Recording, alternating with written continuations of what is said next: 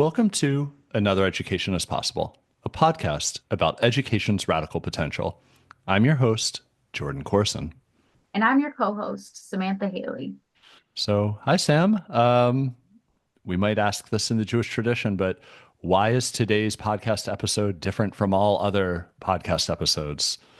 Well, today's episode is different because I will be taking the proverbial reins and interviewing this episode's guest. As this podcast has progressed, we found ourselves wanting to break from the traditional format we established in the beginning. And in particular, we wanted to engage in some intergenerational conversations that could highlight the perspectives of presently emerging scholars and activists. So, our guest for this episode, Ren Bell, is a close friend of mine, and we are both working towards our master's in Holocaust and Genocide Studies at Stockton University. As younger scholars coming into the field of Holocaust and Genocide Studies, we're engaging with the field in disarray, and the crisis that this field is experiencing has come to a head amidst the genocide happening in Palestine. Recent articles like The Guardian's piece defining genocide, how a rift over Gaza sparked a crisis among scholars, or Jewish currents, can genocide studies survive a genocide in Gaza, further illustrate this point. Ren's background in theater, their advocacy for education and representation, and their current research and work offers an incredibly nuanced perspective concerning this crisis, and their experiences as a whole offer a unique lens with which we can understand younger generations and the ways they resist Zionist thinking. And so without further ado, let's jump into today's episode.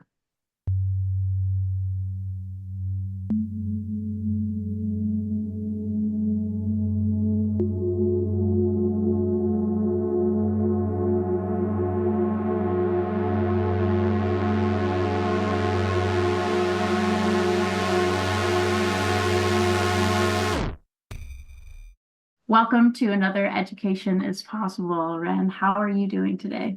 I'm well, thanks. How are you? I'm doing pretty good. So, jumping right into it, what did your education look like growing up concerning Judaism, the Holocaust, Israel, and Palestine? I grew up even though I grew up in a really liberal household, I grew up in the South in a pretty conservative state in North Carolina. So, that very conservative influence, even though it didn't really touch within the home, it was still kind of ever present in our surroundings. And even though we were Jewish culturally, we celebrated the holidays and everything. I never grew up going to temple because the closest temple to our house was approximately 40 minutes away, even though we lived in a major city, 40 minutes away. And, my dad was a single dad raising two kids for a while. And so this just kind of wasn't really a feasible thing for him to do every weekend with two kids in tow. Um, so, we were kind of we were the only Jews in our neighborhood, if in my school probably for a while. I was the only Jewish person that all of my friends knew. Probably still holds true today, for a lot of them. Uh, so that was a very, interesting upbringing of, knowing that we were different in a way, but it to me, because of how I was raised, it wasn't like a good or bad thing. It was just a matter of coincidence that we celebrated this holiday and all my friends celebrated that holiday. Um, but I still grew up with this very strong sense of what was right and wrong, even though we didn't, necessarily have this like overtly religious upbringing. I still had this very strong sense of like right and wrong instilled from my dad and my stepmom, and this broader understanding of that there were groups in the world who were treated differently, but that this wasn't right, not necessarily based in religion, but just this very broad understanding of right and wrong that my parents were teaching us from a very young age. Right, of course. And so what did you have any experiences with like the Holocaust or Holocaust education growing up? I've been thinking back on this for a while now, not just since you asked me to be on this podcast, but even before then, um, thinking about how I came to my knowledge of the Holocaust. And it feels almost as if it's kind of always been there. Like I know obviously I was not born into this world knowing what the Holocaust was, but um I just kind of it was something that was just kind of always known. It was never necessarily a taboo subject in our house. My parents always placed a very strong emphasis on education. And so I always just kind of knew that the Holocaust, very broadly, was an event that happened, and it targeted Jews, it targeted our family. We had family who died in it, um, and that our family and our people were victims in it. But there was never a specific moment where my parents sat me down and explained to me what it was. It was mostly self-taught, honestly, through a lot of reading as a kid. I think one of the first books that I read about the Holocaust was Lois Lowry's Number the Stars, which I know is a pretty popular one amongst like our generation of. Um, but I think the first one that really sparked my interest in the topic, I think I found it in my school's library in maybe the fourth grade. It's called Yellow Star by Jennifer Roy. And it's this freeform poetry style book that's told through the eyes of a 6-year-old girl in the Loach Ghetto. And it's based on a true story. The author is like, I believe she's the great grandniece of the survivor. And so she interviewed her great aunt and turned it into this sort of free film poetry narrative. And that book just really stuck with me because of how I was able to engage with this history in a truthful way through the eyes of such a young person and this very unique way of telling it that was more than just a narrative format. It felt very authentic. And so that kind of unique way of telling that history really sparked my interest in learning as much as I could. And from then on, I would always be drawn to Holocaust books, fiction or nonfiction, as well as, various theatrical representations that I could get my hands on. So So that was the start of the theater kid developing within you. sort of the theater kid was kind of always there. My dad has always been also a theater kid, and he that was passed down to me and my brother as well. And my older brother, um, he was doing theater a lot, and that kind of also inspired me to continue to start doing theater. And so it was kind of growing alongside each other, I guess, until they finally connected. My parents have always been strong supporters of me and my brother wholeheartedly, especially in the arts. My brother went to an arts conservatory in North Carolina, and I decided to pursue theater as well. And I was living in Florida at the time when I started my undergraduate, and the school that I went to in Florida, New College of Florida, which you may have heard about in the news over the past year and a half or so, 2 years almost, has been taken over in a literal quote hostile takeover by the governor of Florida, Ron DeSantis. Um, he's completely changed what this school is today, but it used to be a very progressive, open, highly regarded school.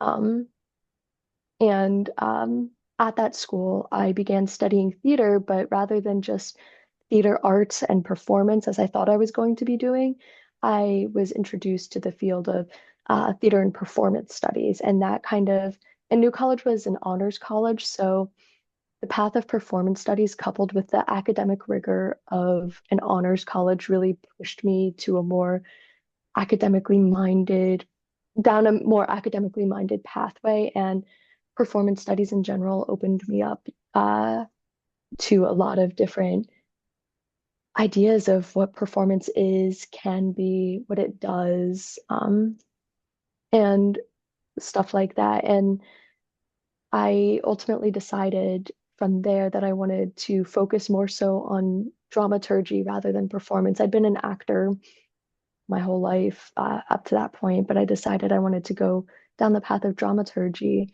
which is more so like the research that goes into creating and producing and presenting a piece of theater. Um, and I think that, that's very reflective of my interest in history growing up and my desire for the self-education that I always sought after. And I would find myself whenever I was doing a show or seeing a show, researching everything that I could about it, especially if it was a historical piece, learning as much as I could about the history behind it. And I was always particularly interested in how these performances represented that history, and what was being told through that performance, what was being left out, and what that's saying about the artist creating the pieces. What are they trying to convey and why? That's great. I think you mentioned that a pivotal moment for you was seeing the production of The Sound of Music. Yeah, so where I lived in Florida, in Sarasota, there's a regional theater called the Oslo Repertory Theater. And in 2019, I saw their production of The Sound of Music, which on its own, I've seen a lot of shows, and on its own, that was one of the greatest shows that I've ever seen live. Like that performance has really stayed with me the past 5 years. Um, but I remember going to that show with a friend who didn't have this educational background that I had on Holocaust history and European history more broadly, leading up to and around World War II. And I remember sharing all of this information that I had with her to help contextualize the show more, as well as rifling through the program, the play program. And I was just so enthralled by how the the program was laid out, how it was contextualizing the narrative of The Sound of Music, as well as the broader history of Austria and Europe right before the outbreak of war. It gave this very essential contextualization to help set the tone for the show, even though that kind of stuff is really put on the back burner until halfway through Act Two. Um, so after I saw that show and I just couldn't stop thinking about the performance and the program itself, which I still have. Like I've carried it with me because it's just such a remarkable piece. I I kind of realized in that moment that where my interests lie are in dramaturgy, in this historical research and this contextualization that is so essential in producing these pieces for an audience who may not know or understand what this history is and why it's important. So it's this very interesting full circle moment for me with my interest in Holocaust studies and now my interest in theater coming together to offer me this sort of perfect pathway to pursue. Yeah, and I think that's really beautiful, how your education came in and how that contextualization we're seeing is more than ever important nowadays in ensuring that people are informed about what's going on in Israel and occupied Palestine. Jordan, did you have something you wanted to say? Yeah. Yeah, I don't want to hijack from our main host today, but lover of dramaturgy to theater kid to theater kid. I'm wondering if you could take us a little bit more into the weeds of what you think struck you about that program. What was the analysis of this so commonly produced show that sparked something for you? I think it was because, like you said, the show is so commonly produced, but I think even more than that, the show is like the movie itself is such an essential cultural piece that everyone has seen, so many people have seen, so many people know the story behind it, but they don't get the history behind it, especially because the movie leaves out some really intriguing plot points between like Max and the Baroness and their apathy for what's going on in the world, and for what's going on in the world in Europe at the time. And I think the program acknowledged that. It acknowledged the complexities of the different characters within the show, of, this is what these characters are, but this is what they represented more broadly of how people were thinking at the time in Austria with the impending Anschluss. Um, and so I just thought, there was something about that this was my first time seeing that show live. I'd grown up watching the movie and absolutely fell in love with it. It's still such an important movie to me, but this gave me a new context for the story that I hadn't understood before. And also, it had a timeline of the Von Trapp family, the real life Von Trapp family. And that timeline reflected a different history than what was being presented in the show. And that also really stood out to me. These changes that were made from the history to the performance, and why were these changes being made? Why was it so much more dramatized? What were the show creators trying to do with this? And so there was just something about that really just stuck with me, of wanting to understand how these narratives are presented, how they're changed, why they're changed, and what is that message that is being conveyed to the audience? How does that maybe differ from the history, or in what ways does this historical context really enrich your understanding of the show? So during this time in undergrad, we were pursuing theater, and you also were minoring in Holocaust, genocide, and human rights studies. Yeah, that was kind of accidental.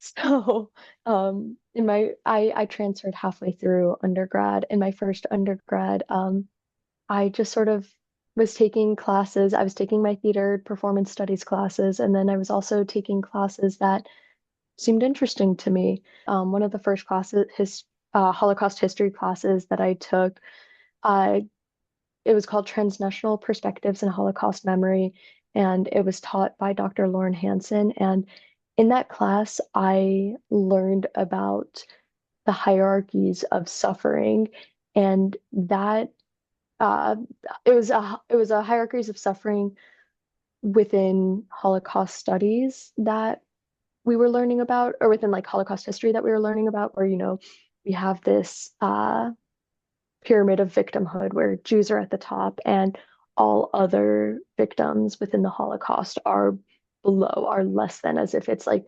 as if it's like a suffering Olympics, that like the Jews are winning, which suffering is suffering and there's no competition there. It's not, I forget which scholar called it a zero-sum game, but it's that's not what it is at all. But this framework kind of laid this foundation of how I approached other classes, of how I saw this sort of hierarchy maintained within Holocaust studies, and then within genocide studies more broadly, or issues of human rights, how we have this over inflated emphasis on the Holocaust as being the worst of the worst, which again, like, there is no competition. Violence is violence is violence. It's all bad, and each one experience is not more worthy of attention and recognition than another. And so having this sort of understanding, as I was earning my certificate, and then as I transitioned to the minor, it uh, it sort of became more integrated into my theater studies, where I I saw this hierarchy being maintained in theatrical representations of violence of the Holocaust, where it was very like with representations of the Holocaust, it was a very like Jewish centric perspective. There weren't many representations that were popular of other voices from the Holocaust, other experiences of victimhood within the Holocaust. And that I found that particularly interesting how we have this emphasis on Holocaust representation in theater, but there's not much other popularized experiences of mass violence. And so that's what inspired me to pursue the master's degree is, looking at how violence is depicted on the stage, how mass violence and other genocides are depicted on the stage. And um, that's what I came into the program really wanting to do is like understand the ways how who gets this stage time, who gets this attention, and how can that change? How can we platform more experiences beyond just the Holocaust for a wider audience, for an American audience, because they have such a Holocaust-centric, understanding of this. There's so many recent productions that touch upon the Holocaust today that, you can name, but there's not anything on a Broadway stage relating to Israel or relating to Gaza. There's nothing there. Yeah. You're good. I think that absence is spoken to a lot, and it's interesting how it's also justified. A bit of a side note here, but one of my finals that I was writing was really speaking to there being a lack of information about Gaza currently. And it was very interesting to read because we were comparing Russia and Ukraine and Israel and Palestine. And with Russia and Ukraine, they were also speaking to like the limited sources, but they were still able to pull massive amounts of information about what was happening, about each specific crime being committed. And with Gaza, there are just excuses that that information isn't available. And then that is where the conversation stops. And so it's really interesting to see that like disavowal continue onto the performance stage, because I think performance really allows for an issue to become manifest most directly and for people to be forced to interrogate it. So now you are at Stockton University. What has your experience been with the Zionist identity on campus, and like the MOG program and the Holocaust Center? I also Well, want to just quickly interject here and contextualize because I think there's a broader conversation about Holocaust and genocide studies departments that it Oh, might yeah. help to hear a bit more. I know, or maybe even the perception of them. Because Ren, I don't want to ask you to bring in like anything from your family here necessarily, but I know at least personally um, when I got my job at Stockton and I got this, I'm an affiliated faculty member in the Holocaust and Genocide program.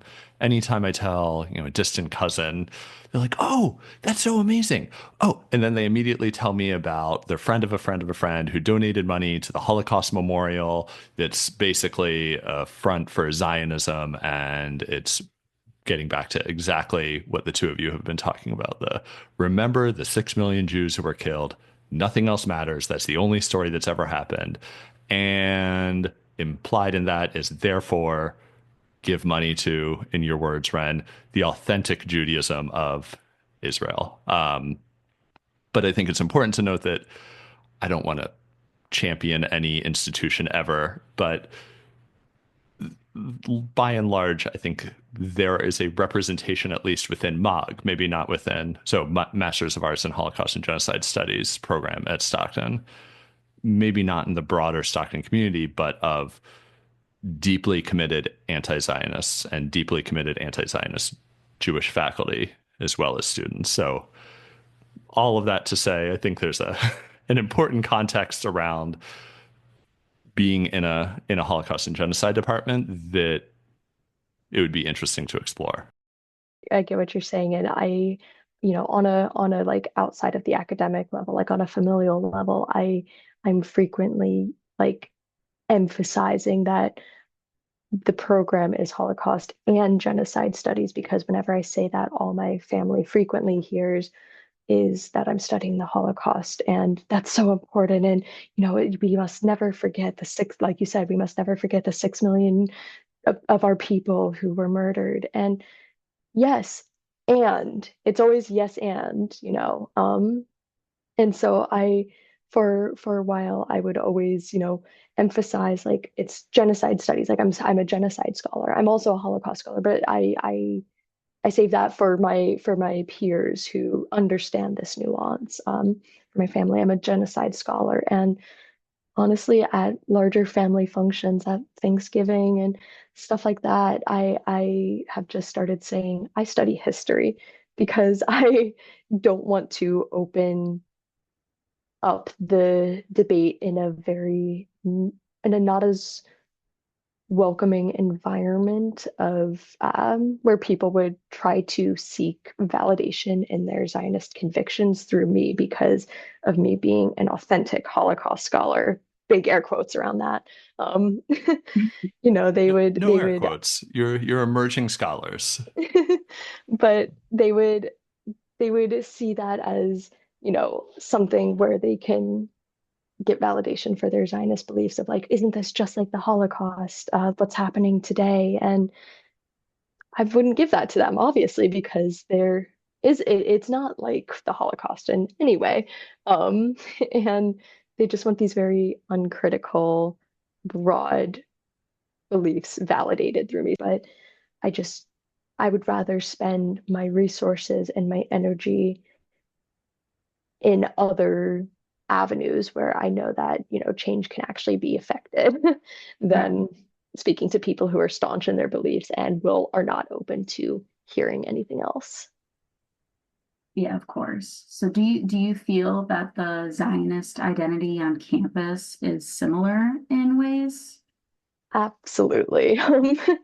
It's been very interesting on campus to see the very sharp contrast between the Jewish organizations on campus, Chabad and Hillel, and their disconnect from the MOG program. You would think that they would look to the Masters of Arts in Holocaust and Genocide Studies and the Holocaust Resource Center and the head of our program, who's an Israeli Jew, for, you know, as some sort of somewhat as a place to provide context and better understanding. But there's not been any, like, we've been just at complete odds.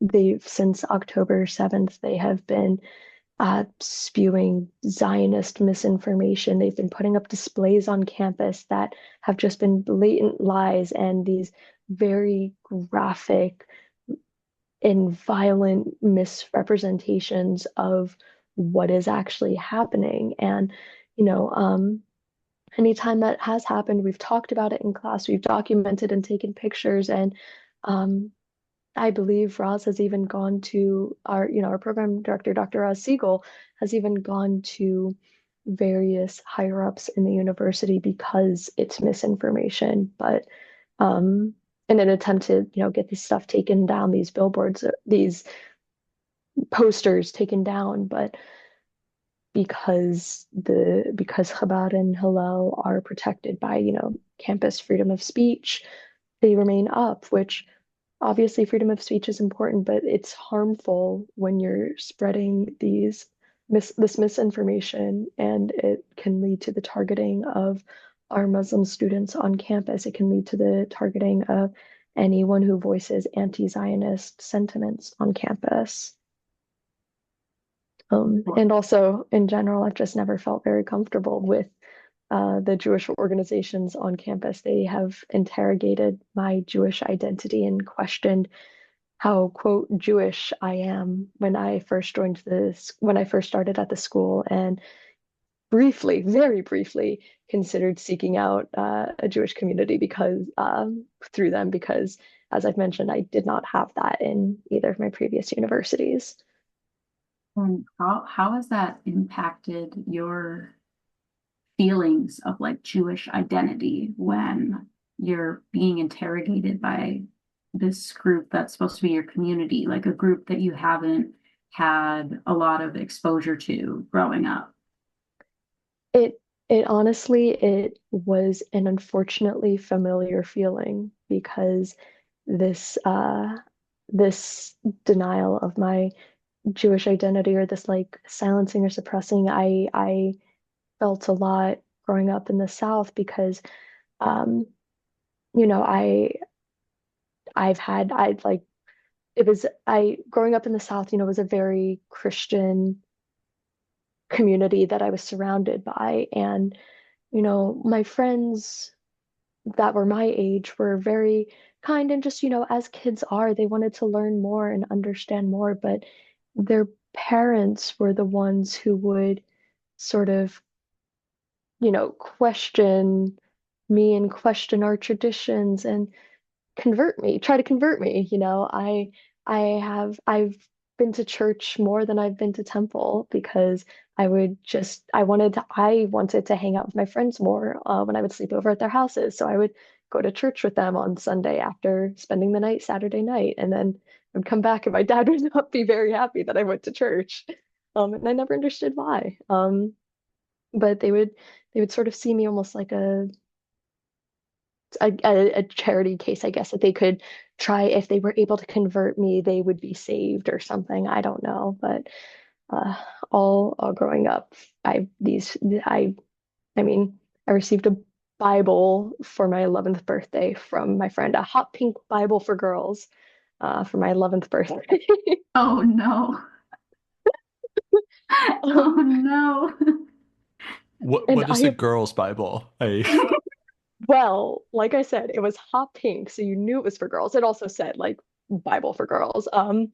It had various biblical girls and women like featured in its pages. From what I recall, I think I just rifled through it, uh, and then hid it under my bed for about a decade before I finally donated it. Um, and I applaud my parents for keeping a straight face when I opened that up at my birthday party, because I can't imagine how infuriating that must have been for them to have their 11-year-old child receive that. Because obviously it wasn't from my friend, it was from her mom. And so, uh, yeah, it was this sort of like non-acknowledgement of my Jewish identity that I grappled with all growing up. It coming to Stockton and having it interrogated, it was unsettling to have it be interrogated by Chabad, by a Jewish organization on campus, but I realized a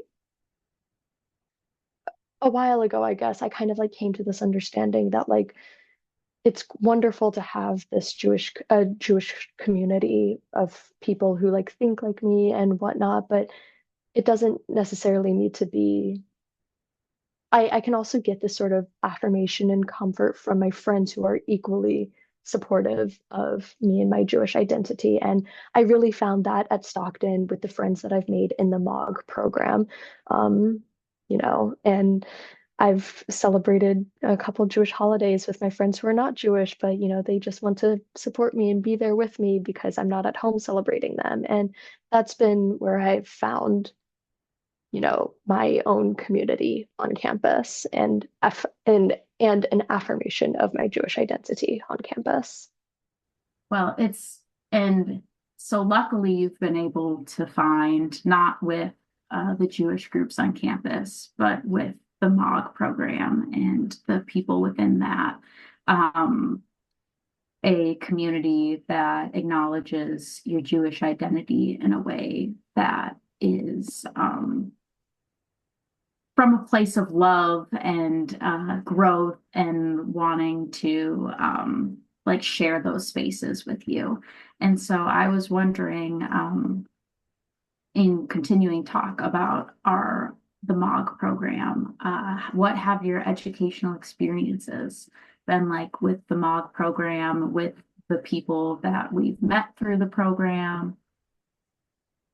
Yeah, I mean, it's just been absolutely incredible being in the MOG program. And I think the most important thing that it's created, that the program has done for me, is it's provided a space, especially since October 7th, where we can have these very complex and difficult discussions in class where we can it's a safe space, like where anywhere else on campus or in the world you'd be met with this antagonism and these like incendiary remarks and these various like logical fallacy arguments about what's going on. But in this highly academic and critical setting, we have the space where we can acknowledge the hypocrisy within our field of Holocaust and genocide studies. And,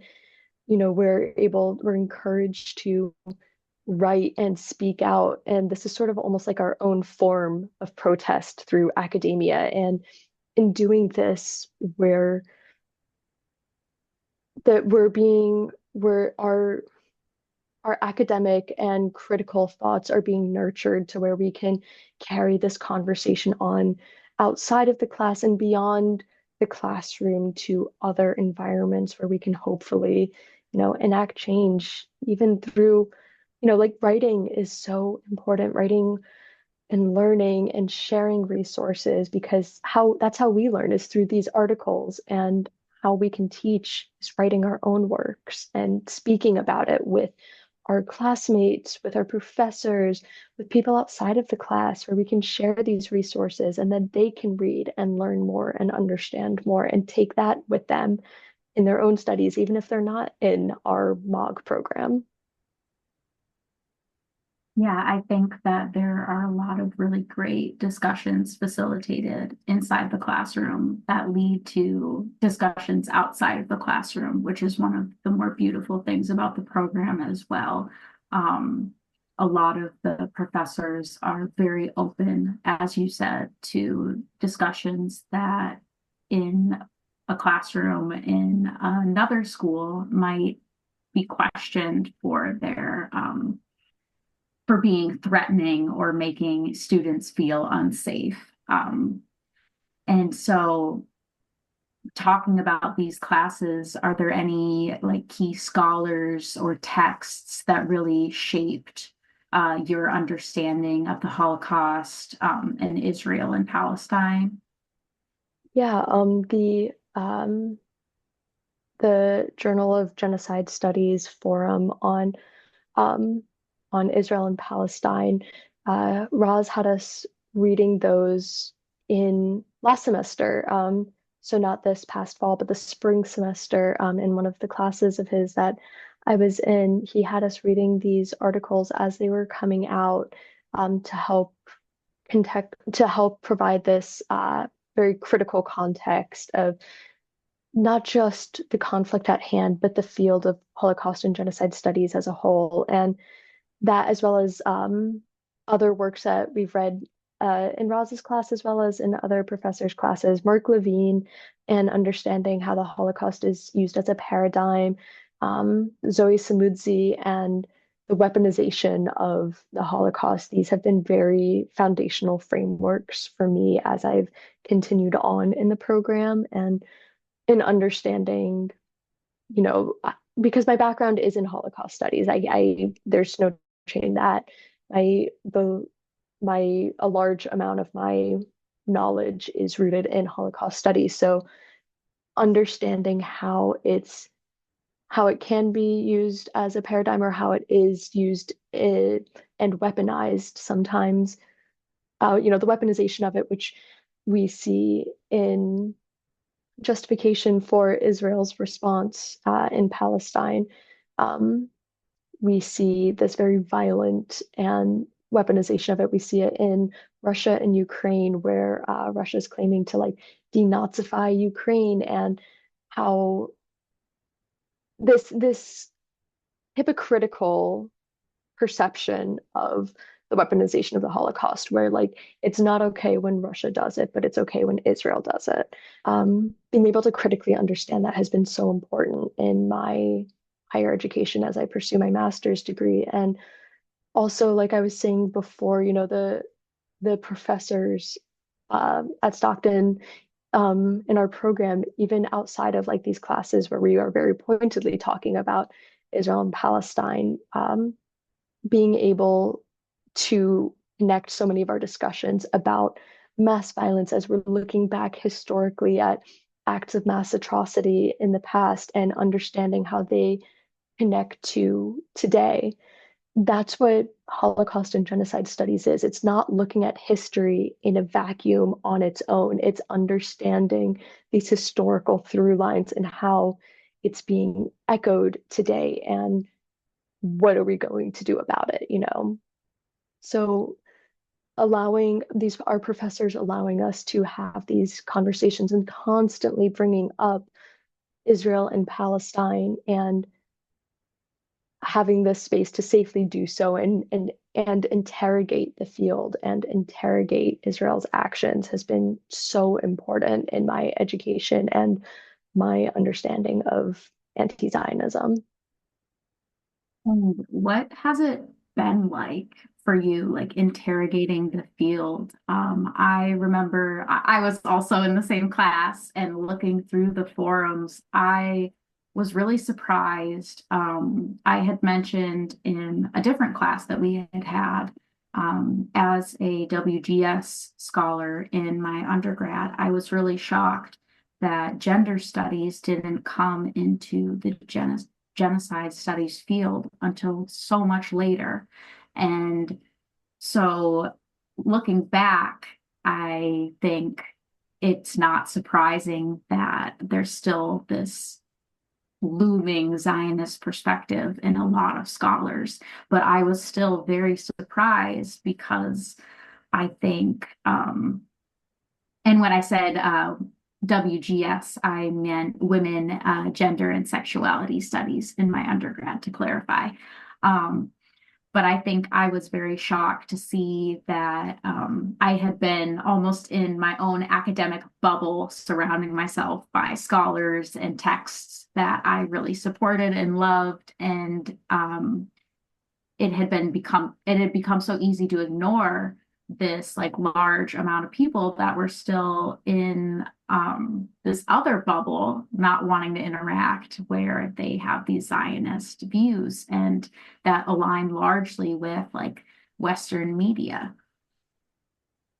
Yeah, I think it was unsettling as we were reading these forums to see that some of the scholars' hypocrisy, as well as just like reading various articles, in the as in the early days after October 7th, of these various people, these various academics around the world who claim to be Holocaust and genocide studies scholars, but then are like voicing their unconditional support for Israel. And seeing scholars who I recognized, seeing professors who I recognized on those lists was incredibly upsetting. And as we, continue to like read these other works in the MOG program and interrogate these scholars who are so big in our field and their stances on this, it it kind of made me realize that this is why we are doing what we are doing presently, why we are in the program, because this is how the field was, and this is how it is currently, but we are the field's future. And we are going to, like I was saying, writing is our own act of protest as academics. It's how we are going to change the field and hopefully create a new understanding of what the world is and what it can be. Roz is always talking about, and Jordan as well, you guys are always talking about imagining new worlds, imagining new futures. And it's hard. It's incredibly difficult to imagine something that hasn't been thought of before, to create something that out of nothing. But that is what we, as the scholars, as the rising scholars in this field, have to do, is create these spaces, bring in women, gender, and sexuality discourse into the field. And I know you've done that, and I've done that in our own works in the program, where we are constantly challenging our professors to bring in top issues of particularly like queer identities in persecution, because it's lacking pretty broadly in the field. And even today, I remember reading an article about experiences of sexual violence in a refugee camp, and it mentioned in the article how queer and trans refugees in this camp are not, there isn't enough research done to be able to speak to it yet, but hopefully, like in the future, they will be able to. And it was a recent article, so there's still work that needs to be done, and hopefully that's what we'll be doing as we continue to work in the program and graduate and work outside of the program in the field. That was so beautifully said. I love that. I definitely hope that we are taking that path. I think, as you said, like queering the field has been important to both of us. And I think that really ties in with the hierarchy of suffering that you were discussing earlier. I remember I wrote a piece about transgender and gender nonconforming people being victims of the Holocaust that are largely unrecognized. And you wrote a piece as well about LGBTQ plus persecution. I wonder, do you want to talk about that a little bit? Yeah, that was kind of inspired after in that class we had a week, 1 week's readings dedicated to like LGBTQ persecution in that class, and or in the Holocaust. And we had 3 readings that week, and one of them had to do with queerness and sexuality, and the other two were unrelated. Like you could loosely tie it to the topic, but it never explicitly mentioned anything relating to queerness. And that was the week that I chose to um, take notes on the readings for the class for our weekly assignment. And because I thought that it would be a like really important week for me. And I just remember being really upset and uncomfortable, not only by the how that week's readings were presented versus how they actually were, but also the one article that had to do with queer persecution was very poorly written. And I'm not gonna name the article or the scholar because I don't want to I don't want to, bash my budding academic credibility just yet. But, but I remember being really upset by how this scholar presented the queer experiences in the Holocaust as very problematic. And this was the only representation for that week that we were getting of queerness in the Holocaust, even though I knew there was so much more beyond that. And so for my final for that class, we got to choose any topic, and I chose to write about queer persecution in the Holocaust and its many complexities as a protest almost, saying like it's more than just what this scholar said. It's more than how the scholar presented it. And also look at all of these works that I am referencing. Like there is plenty of scholarship that we can use to talk about this topic rather than this one problematic article. And also, I still don't understand the point of the other 2 articles in that week's themes. So, and like it wasn't after that class and after I spoke in that class about my discomfort of the readings and how I found it problematic and whatnot, I think that professor really took it to heart, and took it to heart and I think has since worked towards a more inclusive classroom environment. So Yeah, and so I was wondering if you could talk about what queering the field means. And a lot of people usually, if they know about other victims of the Holocaust, they may know about gay men who wore the pink triangles during the Holocaust. And so I was hoping you could expand on maybe some of what you found and the greater complexities to queering the field. so looking at queering the Holocaust, it's more than just understanding, what the pink triangle is and was and what it represents, what it represented at that time. And obviously, there's also the pink triangle today, how it was reappropriated or reclaimed today for in the past for queer liberation and AIDS activism. But looking back at queer Holocaust history, it's also looking at the world, at Germany before the Holocaust started. It's looking at Magnus Hirschfeld and the Institute, and the pioneering studies and experiments and medical surgeries that were performed at this place, as a safe haven for queer people in Weimar Germany, where they were open to be themselves, to love whomever, and there was no judgment there. People came and went from the Institute. Like, it wasn't just a research center, it was also a home. It was a safe haven for queer people all over Germany. Um, and there was pioneering research done there that were kept in its archives that, you know, um, during the Nazi book burnings, the Institute was raided and ransacked, and those works were destroyed. And so we've lost so much research from that. So, queering the Holocaust is also looking at the Nazis' actions before, the systematic persecution of the quote unquote other, and also understanding how they targeted with the pink triangle, they targeted those that they perceived to be homosexual men, but very arbitrarily. They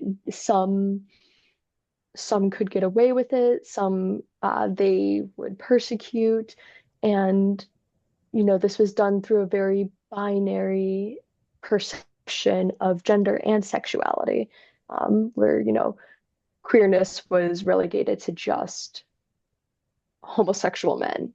And, queer women were not acknowledged in this time, because of how Germany understood, how the gender roles within Germany at that time, and how if a woman was queer, it didn't matter because, she could still serve the Reich, so to speak. She could still have an Aryan baby with a man, and whereas queer men were seen as, they were not serving, they couldn't serve the Reich if they were queer in any way.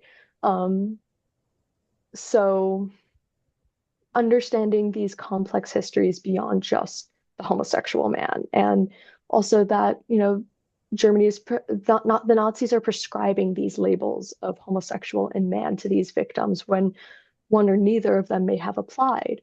And like I was saying, it's looking at it through a very binary way where, it's erasing the complexities of gender expression and gender identity and one's own sexual orientation.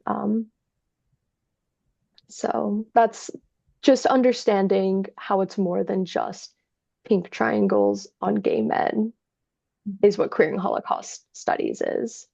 Yeah, I really like how one professor had framed it, whereas like you were saying, it's very binary thinking. We like to think of like the queer victims of the Holocaust, quote unquote, as their own separate entity. And we don't acknowledge that there were so many Jewish people, Roma and Sinti people, like Soviet prisoners of war. Like there were so many people within this persecution that probably had queer identities that we unfortunately don't have access to anymore. Um, like homosexuality became more accepted, we got a couple of those stories from like Jewish victims of the Holocaust, but we didn't really get those stories anywhere else because we weren't looking and we didn't care. And so I think queering the Holocaust too is, as you're saying, like realizing that these identities are prescribed but by the perpetrator, but they're also identities that these people that may have who may have been persecuted for like another aspect of themselves are still negotiating their experiences with. And when we deny that to them, we are like erasing or simplifying that history.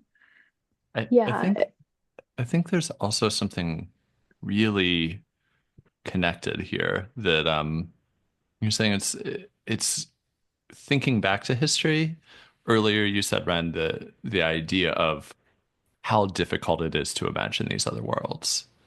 And I think there's something great about the idea of, the name for this podcast comes from the Zapatistas who also say, um, we we ask while walking, or some of my favorite folks, Miles Horton and Paulo Freire, have this idea of we make the road by walking, right? The world is built as we go through that path. But you're both historians, and you're saying that these history we can also look to the archives, right? This institute was such a beautiful place of queer expression. And if we want to imagine another world, we need only to look at what has already happened and what might have happened if that world had been allowed to thrive, if that had continued. And as you said, Sam, if it had not been erased. Yeah. Yeah.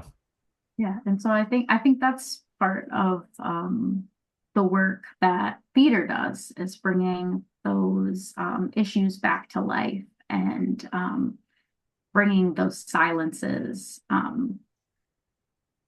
acknowledging them and forcing us to be uncomfortable with like, why haven't we been talking about these things? I know that like theater is an incredibly important lens to you, obviously, within the MOG field. How have you seen theater being used as a response to mass atrocity? well, I've actually it, it it's really it really has opened my eyes to a whole new pathway in my research because I came into the program thinking that I was just going to be looking at the representation of atrocity of violence on the stage, um, and and that I would be doing a capstone um, on maybe like writing a play or something like that, representing another instance of violence, trying to platform underrepresented histories on the stage. But after being in the program for now 3 semesters, I'm particularly interested in what theater is, what it does, and how it's used during and after these violences. So, for example, Dr. Christina Morris introduced me to DA Theater, um, which was a theater group who is still active today, was active during the breakup of Yugoslavia, and used theater and performance to speak to the crimes that were being committed, to the violence that they were experiencing at that time. And after the violence, it shifted from speaking out as protest to a reconciliation because the countries that make up ex-Yugoslavia, there's still a lot of conflict there today. There's still a lot of tension, and the work that they do is they create these pieces that speak to a broad mutual understanding of violence that each of them, regardless of their national or ethnic identities, experienced, and how that works to bridge these differences and to understand the other, so to speak. And you see that in the immediate aftermath, but when you look at, as a coming from a largely Holocaust background, both academically and also theatrically, I've studied mostly Holocaust theater. Um, the way that Holocaust theater is largely used educationally today in the 80 years since the Holocaust ended, how it's been used primarily as a tool to maintain and never forget and then never again, and how it still largely focuses on the Jewish narratives, the Jewish experiences. Like if we're talking about queering the Holocaust through theater, the only I can only think of two Holocaust plays that have queer experiences in them, and that's Bent by Martin Sherman. And very loosely, could you say it's Indecent by Paula Vogel, which is one of my favorite shows. But it's very loosely a Holocaust play. I wouldn't necessarily call it that explicitly.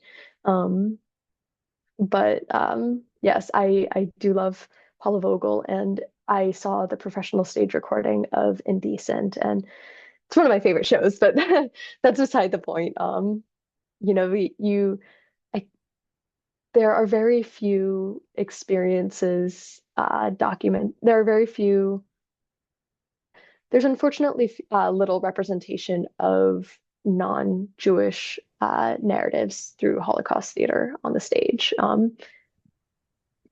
But do you see that at all as perhaps your role that there's been this move in theater of let's do very famously decolonial reading of The Tempest, for example.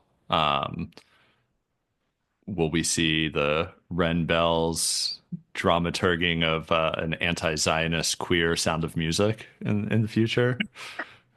I as intriguing as that would be, I hope that we are moving towards that. I um Presently, I don't think I necessarily see that on the Broadway. I think we're working towards that slowly but surely. I think the shift in Holocaust representation on in contemporary American theater, or at least like English language theater, is largely a reflection on the Holocaust and like representing a particular history.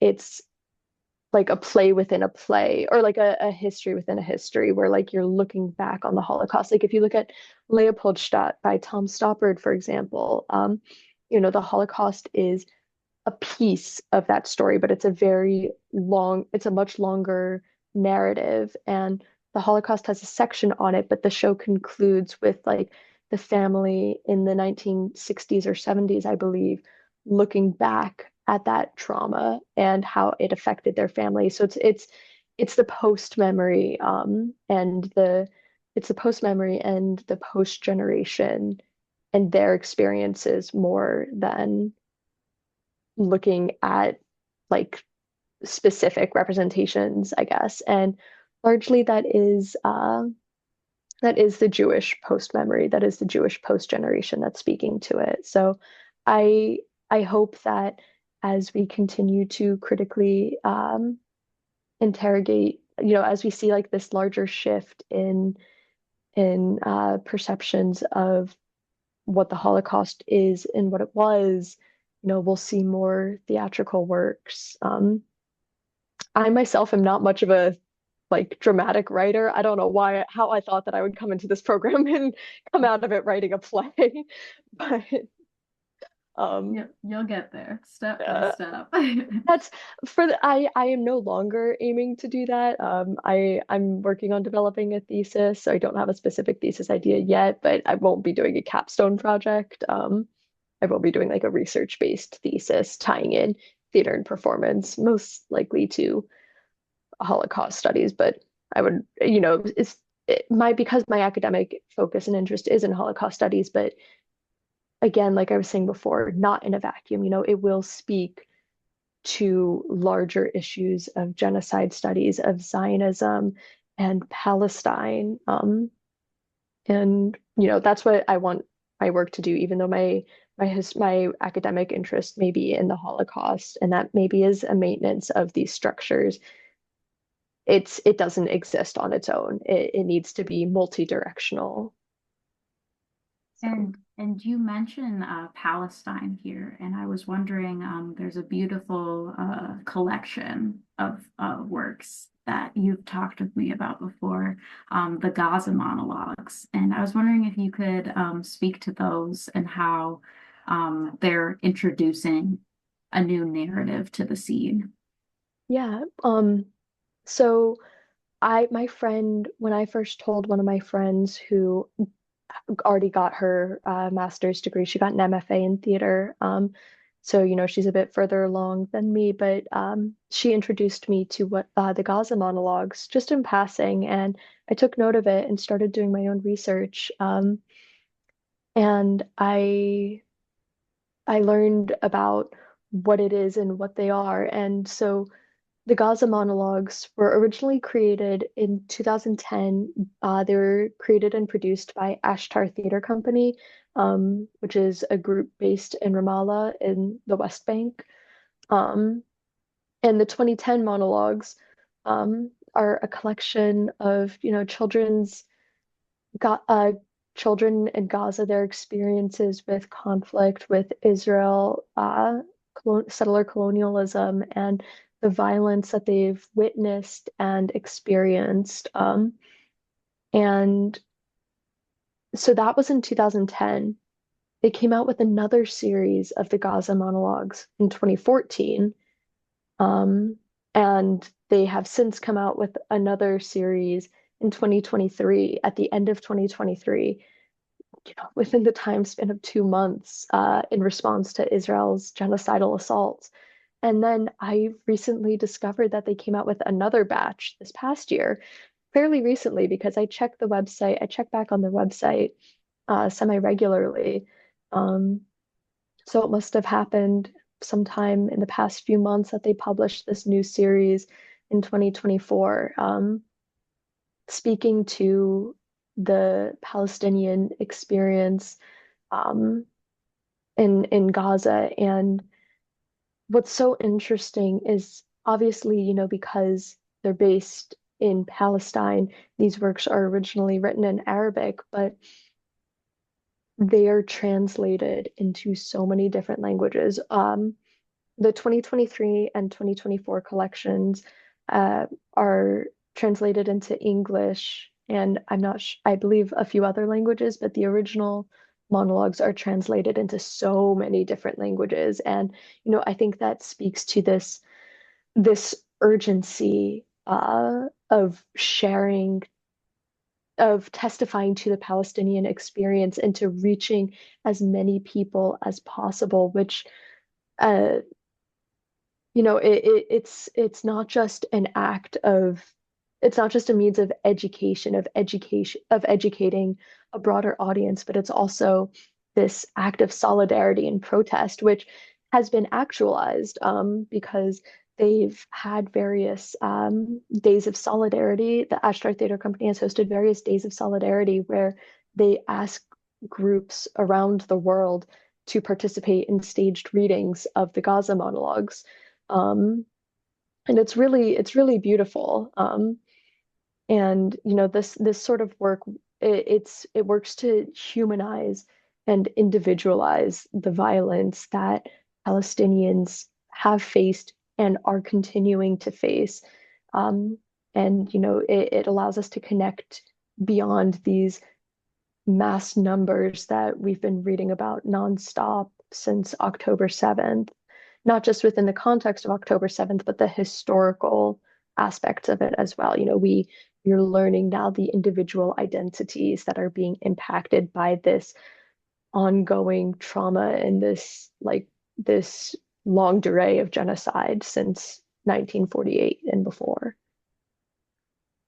Yeah, and I think like you sharing that with like the monologues with me, for me was like a pivotal experience, because it is one thing, as you said, to read all of like the numbers about what is happening, but then it is truly another to get to hear their voices from like spoken from somebody directly, and to be emotionally vulnerable and feel that. And so even though it may be small, I think like sharing pieces like that can have such a big impact. And so we've discussed, like sharing those types of works, creating those types of works. What else has organizing or solidarity looked like for you as you navigate grad school as a Jewish student?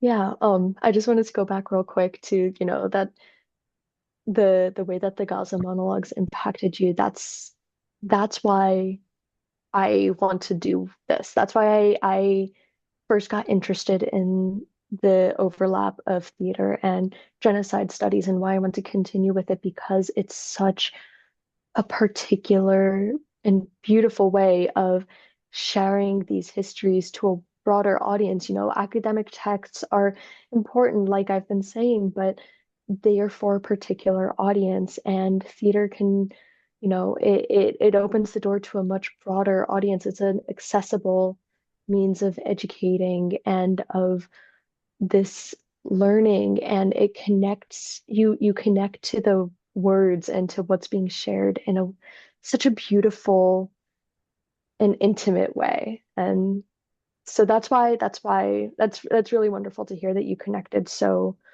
strongly with the Gaza monologues. So I just wanted to say that that's why I do what I do. That's why I'm so interested in this field. But as for organizing and solidarity as a Jewish student, I think the largest way, as you are aware, the largest way of solidarity has been writing letters of protest in support for Dr. Roz Siegel, after he lost his job offer to be the University of Minnesota's director of their Center for Holocaust and Genocide Studies.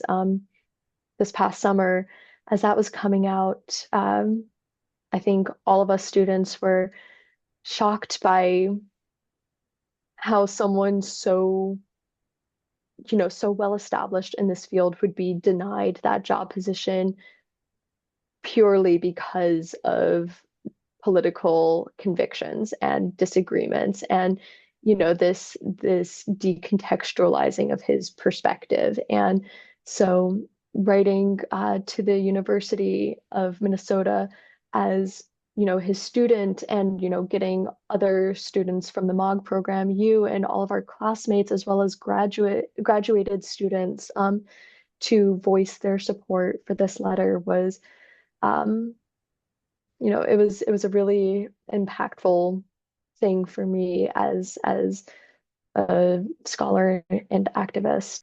Outside of, writing this letter of protest, Sam, you and I were co-presidents of MOG Society, our programs club on campus. And as we've been bringing the club back from inactivity, one of the events that we've been doing, that we're getting started, is a book club relating to the topic of genocide studies. And one book that was suggested and ultimately chosen by our members to read for our first book club, is Don't Look Left, a Diary of Genocide by Atef Abu Saif, which is a diary of um, the first 100 days of the genocide in Gaza. And so, doing this work to keep the conversation going and keep it relevant and present within our studies in the program, I think has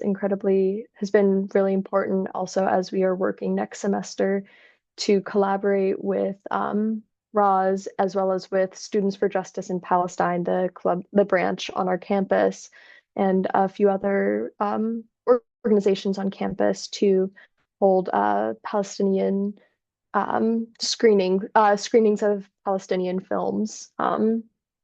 So, keeping this discussion relevant and at the forefront, not just within our classrooms, but within our program, within the school at large, has been pretty important. And I think to that same degree, educating myself and educating my family and my friends, I think has been really important.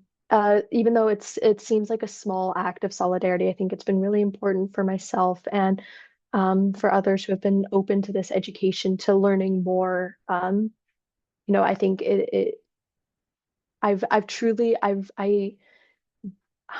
learned so much in this past year and a half alone about the field, about Palestine, and a stronger affirmation of my anti-Zionist identity has really been supported through this education. And also, through that education, bringing it into classroom discussions, like I've mentioned before, keeping it going, making these connections between historical conflicts and the violence today, it's so important to continue talking about it and bringing it up in these classes, especially for people who may not be as well versed on the topics, that they can understand that these histories are not existing within a vacuum.